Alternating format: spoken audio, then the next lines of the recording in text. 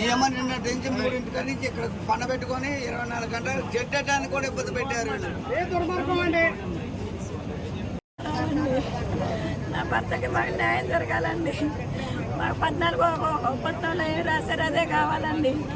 Job plus డబ్బులు కావాలండి.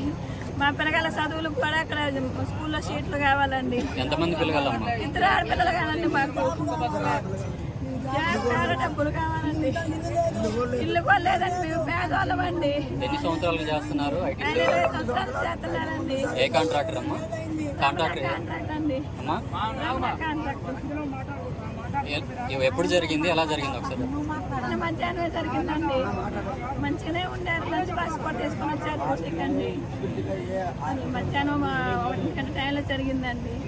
ఆయన కొంచెం నొప్పిగా అనిపించి బయటకు వచ్చారు, కానీ లోపల నుంచి నొప్పి స్టార్ట్ అయిందంటండి. ఉదయం వెళ్ళేటప్పుడు మంచిగా వెళ్ళారండి. నా భర్తకి మా కుటుంబానికి మంచి న్యాయం జరిగేటట్టు చేయండి. ప్రధానంగా మీరు చేసే డిమాండ్స్ ఏంటి? ఐటీసీలో జాబ్ కావాలండి. పిల్లగాళ్ళ చదువుల విషయంలో అన్నీ మంచిగా ఉండాలండి. డబ్బులు కావాలండి. మీ డిమాండ్స్కి ఐటీసీ ఒప్పుకుందా? లేదండి, ఒప్పుకోవట్లే కదండి. ఒప్పుకోవాలండి. నిన్న మధ్యాహ్నం 3 గంటలకు వచ్చి ఇక్కడ పడుకోబెట్టామండి. 4 గంటలు అయిందండి. ఏమంటున్నారు వాళ్ళు? అసలు ఇప్పుడు ఏం చెప్పట్లేదండి. మాకు వరకు న్యాయం జరగాలండి. న్యాయం జరిగితే ఇక్కడ నుంచి కదులుతామండి, లేకపోతే కదలం. మేము 14 ఒప్పందంలో చెప్పాను కదా, ఆ వేతన ప్రకారం ఎట్లుంటే అట్లా ఇవ్వాలండి. మేము ఎక్కువ డిమాండ్స్ అయితే అడగట్లా. మొన్న ఇచ్చిన హామీని బట్టి దాన్ని బట్టి ఇవ్వాల్సింది కోరుకుంటున్నాం.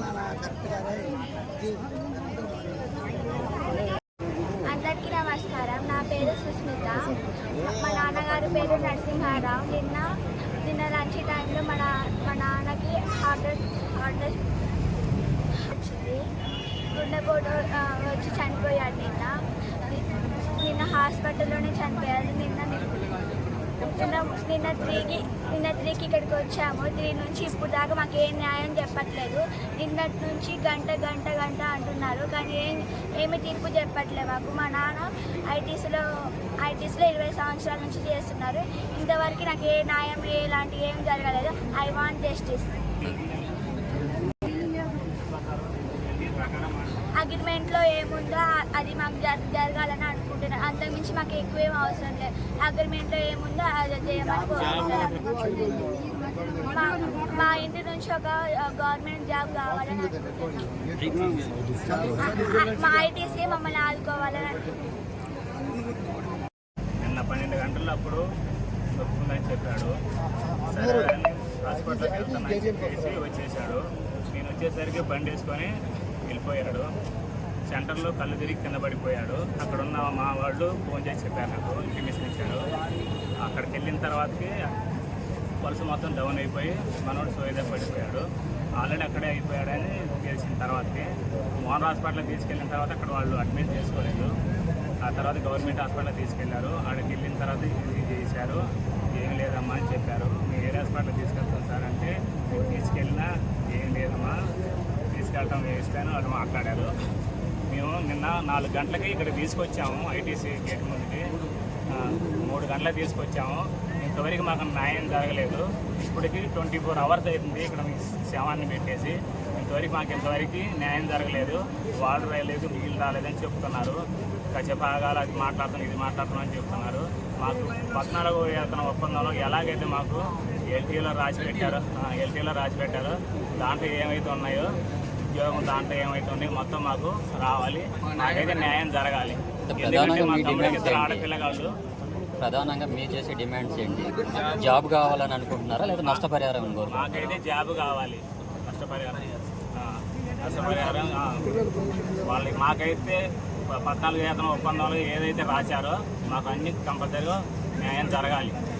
14 వేతన ఒప్పందంలో ఏదైతే లోపల జరిగితే లోపల జరిగితే ఒక రేటు, బయట జరిగితే ఒకటి నష్టపరిహారం ఇస్తామని చెప్పేసి దాంట్లో పొందుపరిచారు.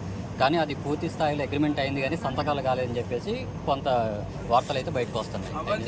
సంతకాలు అయిపోయినాయి, అన్ని సంతకాలు అయిన తర్వాతనే వాళ్ళు పాంప్లెట్లు పెంచారు. ఏదో ఇది ఇష్యూ అయింది కాబట్టి సంతకాలు అవ్వలేదు, అవ్వలేదు అని ఏదో కథలు చెప్పబోతున్నారు తప్ప ఏమీ లేదు. దాంట్లో అన్నీ అయిపోయినాయి. ఎంత డ్రామా ఆడుతున్నారు వాళ్ళు యూనియన్ వాళ్ళు తలుచుకుంటే అయిపోద్ది. ఏదంటే ఇదంతా ఒక గేమ్ లాగా చేస్తున్నారు తప్ప ఏమీ లేదు. అది వాళ్ళ మొత్తం వాళ్ళ చేతిలోనే ఉంది. ఈ తలుచుగా ఎన్ని నాటకాలు చేస్తున్నారు. యూనియన్ సంబంధించిన నాయకులు అయింది ఇక్కడ శవాన్ని పెట్టి ఇంతవరకు వాళ్ళు ఇంతవరకు న్యాయం చేయలేదు. ఇంకా ఏదో సాగులు చెప్పుకుంటూ వస్తున్నారు. న్యాయం జరగాల్సిందే, న్యాయం జరిగిందాక ఇక్కడ నుంచి మీకు కదిలేదే లేదు. గుర్తింపు సంఘం యూనియన్ మీకు ఇప్పుడు ఏం చెప్తుంది, ఎటువంటి న్యాయం చేస్తుంది? వాళ్ళు ఇప్పుడు ఆల్రెడీ పై వాళ్ళకి మేము చెప్పాము, దాని గురించి మాట్లాడుతున్నారు. సానుకూలంగా ఉంది, మీరేం కంగారు పడవద్దు, ఆవేశపడవద్దు, మేము ఒక గంట టైం ఇవ్వండి అని చెప్తున్నారు. మాకు ఎంత తొందరగా ఇస్తే మేము అక్కడికి వెళ్ళిపోతాం. ఎందుకంటే ఇప్పుడు 24 hours అయింది. ఈ బాడీని మేము ఖమ్మం తీసుకెళ్ళి మళ్ళీ మిగతా కార్యక్రమం చేసుకోవాలి. మాకైతే టైం సరిపోదు.